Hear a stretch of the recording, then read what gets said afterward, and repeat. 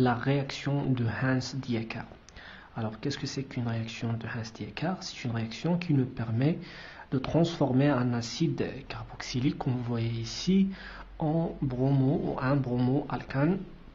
Donc, je vais essayer de détailler le mécanisme réactionnel directement. Donc, l'argent est moins électronégatif par rapport à OH, ce qui explique l'apparition d'une charge positive sur l'argent et d'une charge négative sur le O-. Bien, donc le O- il va réagir avec la charge delta plus qui se trouve sur l'acide carboxylique. Donc moins va attaquer ce proton là, et puis la liaison va, donc ici delta moins, il va réagir avec bien sûr la charge positive sur l'argent. Donc on va trouver un composé comme ça, RCO O, Ag, avec une charge positive sur l'argent et l'oxygène qui possède 3 doublés, donc une charge négative, plus le PR2, donc plus PR. Et bien, donc en présence d'un élément chargé négativement, donc l'oxygène il va polariser cette liaison, ce qui explique, donc je sais que cette liaison est covalente et apolaire, mais lorsque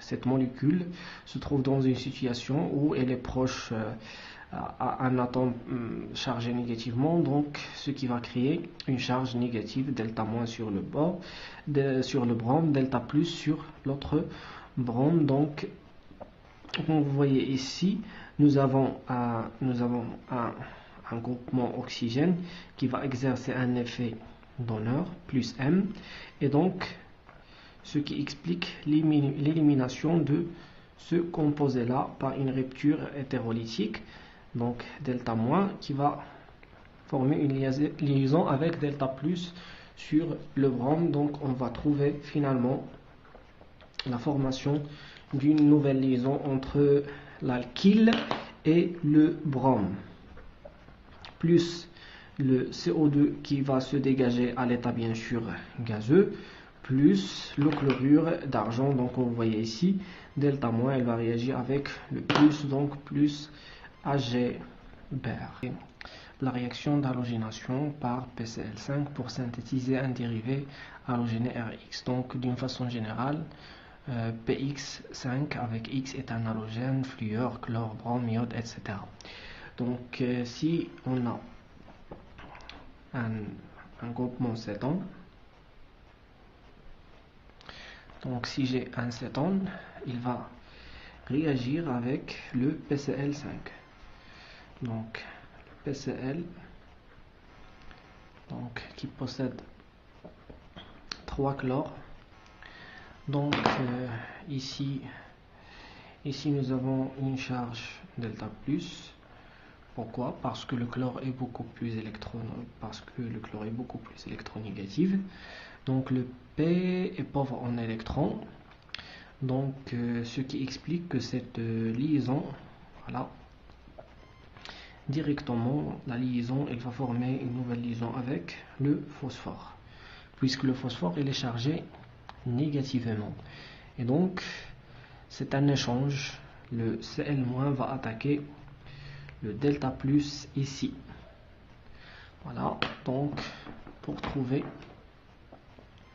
un composé comme ça, donc si j'ai par exemple R1, R2 ici, donc on va trouver R1 lié avec C, Cl, R2. Voilà, donc nouvelle liaison entre quoi et quoi? Entre le carbone, donc le carbone est déjà lié avec l'oxygène. Voici la nouvelle liaison formée, c'est une liaison entre le carbone et le chlore. Et bien l'oxygène il va former une nouvelle liaison avec le phosphore, mais il ne reste que 4 chlores sur le phosphore, car le phosphore a perdu un électron, un chlore. Donc il me reste que 4 chlore. Et puis la dernière étape, c'est que nous aurons un échange. C'est que cette liaison, elle va se déplacer ici. Et puis le chlore, par une rupture hétérolytique, il va se déplacer ici. Et donc on va trouver finalement un C lié avec un chlore. Donc CCl, R1, R2. Donc il ne reste qu'une nouvelle liaison carbone-chlore. Voilà, merci de votre attention. Bien sûr, je vais essayer de terminer. Donc voilà, le O, on va obtenir un composé comme ça. Donc PCl3. La signification de la réaction de substitution nucléophile. Qu'est-ce que ça veut dire substitution? C'est-à-dire remplacement. Donc on substitue quelque chose par un autre chose, bien sûr. Voilà. Donc substitution, c'est-à-dire remplacement. Qu'est-ce que ça veut dire nucléophile? Nucléo, ça vient du noyau, et le noyau chargé positivement car il possède des protons.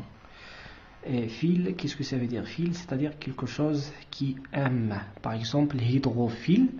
Donc, lorsqu'on parle d'un hydrophile, c'est-à-dire une espèce qui aime l'eau, d'accord? Donc, c'est un amoureux de l'eau. Par contre, un nucléophile est un amoureux des charges positives. Donc, pour cette raison, il est majoritairement, on trouve le nucléophile chargé négativement. Mais bien sûr, on peut trouver quelques nucléophiles qui ont neutre. Donc, qu'est-ce que ça veut dire une substitution nucléophile?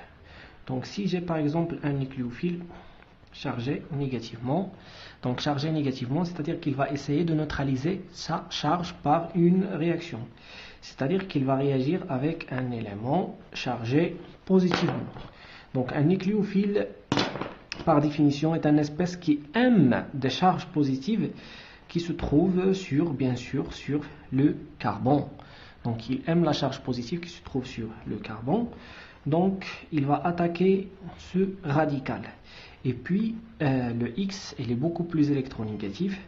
Donc, il va être éliminé par une rupture hétérolytique. Donc, pour me donner la formation d'une nouvelle liaison nucléophile alkyle plus un dégagement de X-. Donc ça s'appelle un nucléo. Donc nucléophile, c'est-à-dire M les charges positives. Celui-là, elle s'appelle un nucléo. Donc un nucléofuge. C'est-à-dire, qu'est-ce que ça veut dire nucléofuge? Fuge, c'est-à-dire un groupement qui dégage là, qui sort de la molécule, ou bien on peut l'appeler également un groupement ou bien un groupe partant. Donc c'est un groupement qui s'élimine de la molécule. Donc c'est ça le nucléophile ou bien le groupement partant. Bien sûr, celui-là, c'est le produit de notre réaction de substitution nucléophile. C'est-à-dire, on va substituer le X par Nu. Donc, par définition, les réactions de substitution sont des réactions au cours desquelles on observe quoi? La rupture, voilà la rupture d'une liaison et la formation, soit simultanément ou bien non, d'une autre liaison. Par exemple, je peux former une nouvelle liaison CO, je peux également former CS, je peux également former CN, ou bien CC, ou bien également CX. Et voilà, c'est ça la réaction de substitution nucléophile. Donc le substrat, donc celui-là, s'il vous plaît, celui-là, il s'appelle le substrat. Qu'est-ce que ça veut dire un substrat? C'est-à-dire l'élément qui porte le X. Donc le réactif est un nucléophile, donc nucléophile riche en électrons. Le nucléophile, donc quels sont les différents types des nucléophiles? Donc On peut trouver un nucléophile sous forme d'un anion. Qu'est-ce que ça veut dire un anion? C'est une espèce chargée négativement, c'est-à-dire qui possède un électron en excès. On peut trouver un nucléophile sous forme d'une base de Lewis. Qu'est-ce que ça veut dire une base de Lewis? Donc une base de Lewis est une espèce chimique capable de donner des électrons. Par exemple, RNH2 est une base de Lewis. Pourquoi? Parce que RNH2 elle est capable de céder des électrons. C'est ça la définition de la base selon Lewis. Mais par contre, selon Bronsted, c'est une espèce capable d'accepter ou bien d'arracher des protons. Et c'est la même chose vraiment. Donc la base, lorsque la base va libérer un électron, c'est tout simplement pour arracher un proton H+.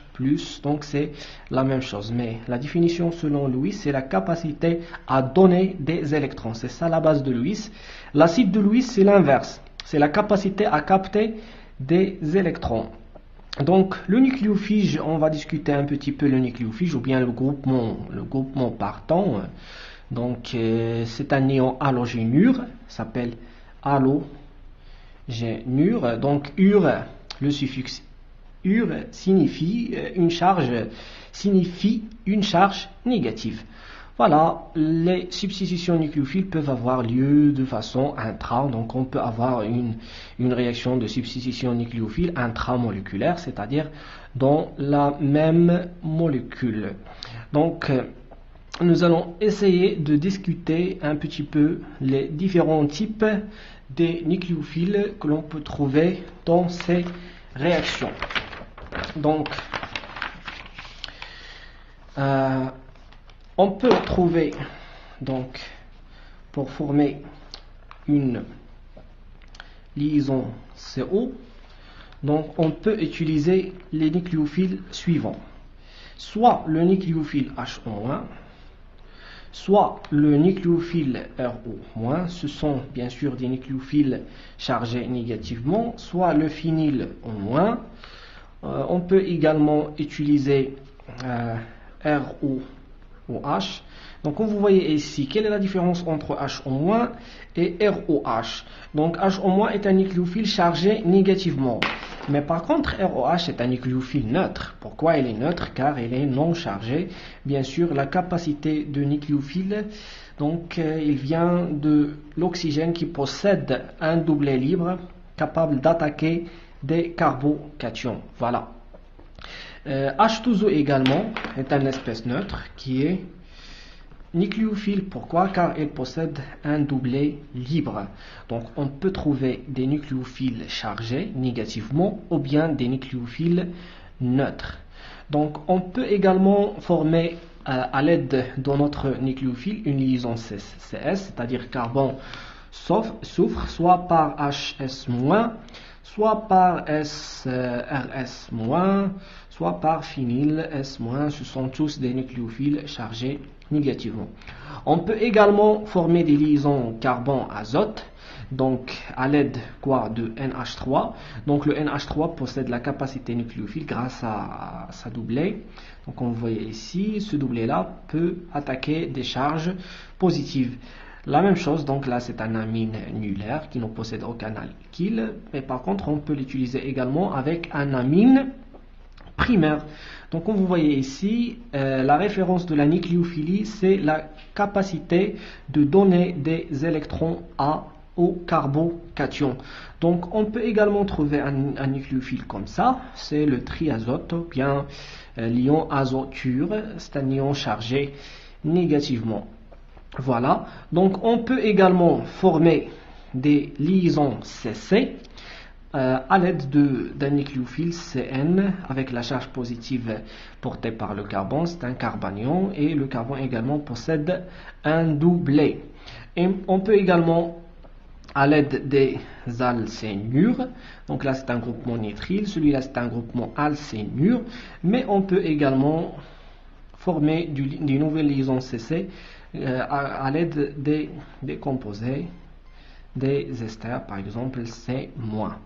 Voilà, c'est ça la nucléophilie et c'est ça la substitution nucléophile. Dans la prochaine vidéo, nous allons étudier la différence entre SN1 et SN2.